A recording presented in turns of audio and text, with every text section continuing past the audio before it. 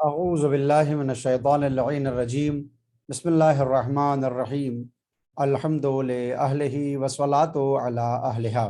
हाज़िरीन सामईन, एक बार फिर केयर इस्लाम की तरफ से हाज़िर हूँ इस मुख्तसर प्रोग्राम में कि जिसमें माह रमज़ान मुबारक में रोज़ाना पढ़ी जाने वाली मुख्तसर दुआओं की मुख्तसर तशरीह और फ़िक़ही मसाइल में से दो चार निकात बयान किए जाते हैं। कल आपकी खिदमत में जो बयान किया गया था फ़िक़ही मसाइल में, वो थे मुब्तलात इस्सौम, यानी जो चीज़ें रोज़े को तोड़ दिया करती हैं। आज दुआ के साथ उन चीज़ों का ज़िक्र होगा जो रोज़ेदार के ऊपर मकरूह हैं। मकरूह का मतलब ये है कि अगर वो इनको अंजाम दे तो रोज़े पे कोई फ़र्क नहीं पड़ता, लेकिन अगर अंजाम ना दे तो इस रोज़े का कई गुना सवाब बढ़ जाया करता है। पहले दुआ पढ़ते हैं।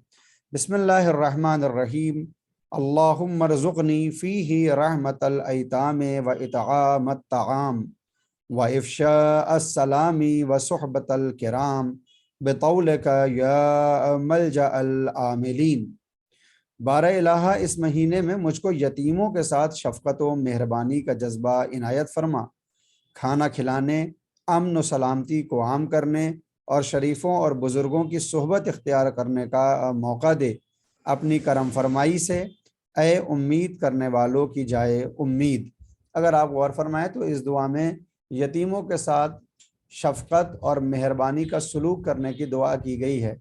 माह रमज़ान मुबारक के अलावा भी दीन और शरीयत में यतीम के साथ शफ़क़त से पेश आना और उसके सर के ऊपर दस्ते शफ़क़त को फेरना या उसकी ज़रूरियात को पूरा करना, ये अपने आप में एक सवाब का हामिल है और अइम्मा किराम की तरफ से ताकीद भी की गई है।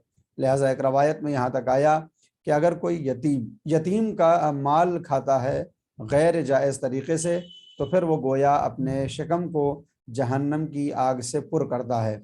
लिहाजा हमको आसपास अपने ये ख्याल करना चाहिए और ये निगाह रखना चाहिए कि अगर कोई यतीम हो और मुस्तहक़ और ज़रूरतमंद भी, तो फिर हम उसके सर पर दस्ते शफ़क़त को रखें और उसके साथ उन तमाम चीज़ों की रियायत करें जो एक यतीम के साथ रियायत करना चाहिए। व इतआमत तआम, और लोगों को खाना खिलाने की भी तौफ़ीक़ इस दिन हम खुदावंद आलम से तलब करते हैं और बुज़ुर्ग और शरीफ अफराद की हम नशीनी भी इस दुआ में तलब की जाती है। उम्मीद है कि इंशाअल्लाह खुदावंद आलम हमारी इन दुआओं को कबूल करेगा और हमारे अंदर ये सलाहियत पैदा होगी कि जो ज़बान से हम तलब कर रहे हैं आमाल व अफ़आल की सूरत में हम उसको महफूज रखने की कोशिश करेंगे। बात फ़िक़ही मसाइल में मुब्तलात सौम की हो रही थी, जिन चीज़ों से रोज़ा बातिल होता है कल आपकी खिदमत में पेश किए गए।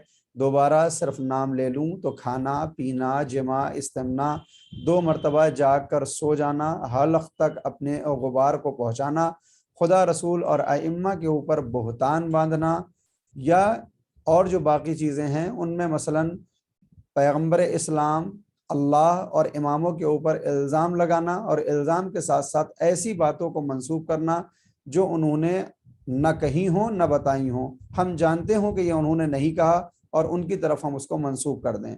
इसके अलावा पानी में अपने सर को डुबोना और सयाल चीज़ों से यानी लिक्विड से एनेमा लेना, ये सारी चीज़ें रोज़े को बातिल कर दिया करती हैं।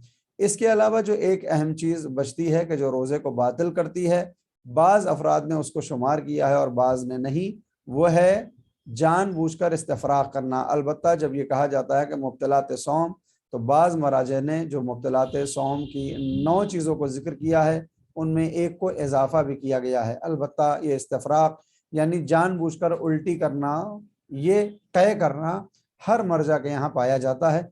पानी में सर डुबोना, इसमें इख्तिलाफ़ है बाज़ मराजे के दरमियान, लेकिन उंगली डालकर हलक़ में अपने आप के खाने को दहन के रास्ते से बाहर निकालना, ये अमल रोज़े को बातिल कर देता है। इसको बयान करना इसलिए ज़रूरी है कि बाज़ वक्त ये सवाल किया जाता है कि मौलाना, रमज़ान था और रोज़े के आलम में इस्तिफ़राग हो गया और क़य हो गई या उल्टी आ गई या वोमिटिंग हो गई, तो क्या मेरा रोज़ा बाकी रहा या चला गया? तो इसका सीधा सा कानून ये है कि अगर ख़ुद से ये वोमिटिंग हुई है और इस्तिफ़राग हुआ तो रोज़े पर कोई फ़र्क नहीं पड़ता। अगर जानबूझ के या हमने कोई ऐसा अमल किया है कि जो बायस और सबब बन गया कि ये इस्तिफ़राग हासिल हुआ, तो फिर ऐसी सूरत में वो रोज़ा बातिल हो जाया करता है। इनके अलावा और कोई भी ऐसी चीज़ नहीं है जो रोज़े को बातिल करे। अलबत्ता मकरूह चीज़ें भी पाई जाती हैं। जो बातें बताई जाती हैं कि रोज़े में ये चीज़ें मकरूह हैं, उनका मतलब ये नहीं होता कि इनको अंजाम देने से रोज़ा बातिल हो जाए। بلکہ اس کا مقصد یہ ہوتا ہے کہ بہتر یہ ہے کہ ان چیزوں سے بھی بچا جائے۔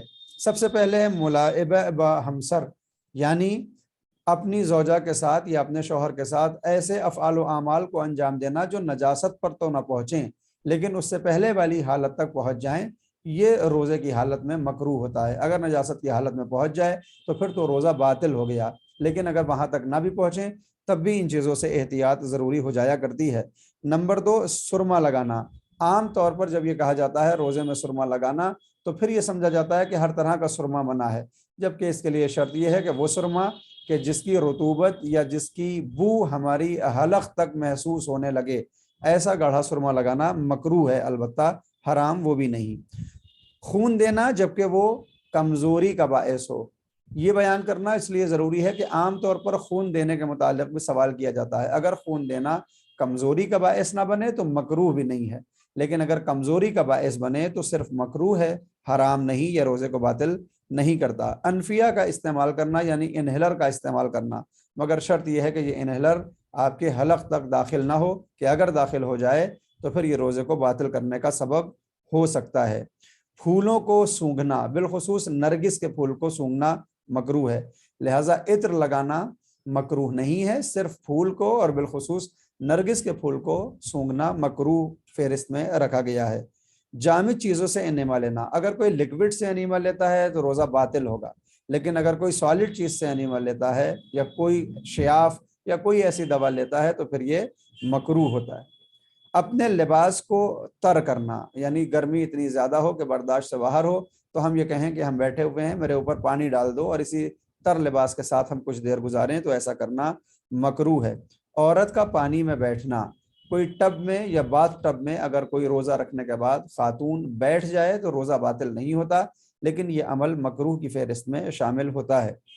دانتوں کا اکھڑوانا، اگر خون بہت زیادہ نکلے اور کمزوری کا باعث ہو تو یہ عمل بھی مکروہ کی فہرست میں آتا ہے۔ مسواک کرنا کسی گیلی لکڑی سے، یعنی جو مسواک پرانے زمانے میں کیا جاتا تھا درختوں کی کسی ایک ٹہنی سے، اگر وہ ٹہنی تر ہو تو ایسی تر ٹہنی سے مسواک مکروہ ہوتا ہے۔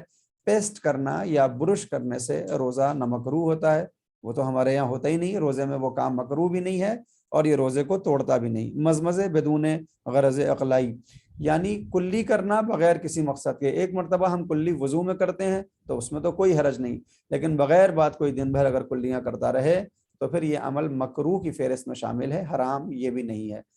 امید ہے کہ انشاءاللہ مبطلات روزہ اور مکروہات روزہ کے بعد بہت سے سوال ہمارے ختم ہو جائیں گے کہ کن چیزوں سے روزہ باطل ہوتا ہے اور کن چیزوں سے روزہ باقی رہتا ہے۔ امید ہے کہ آپ حضرات ان کلپس کو اپنے دوستوں کے ساتھ بھی شیئر کرتے ہوں گے۔ ہم سب کو اپنی دعائے خیر میں یاد رکھیں۔ وآخر دعوانا ان الحمد للہ رب العالمین۔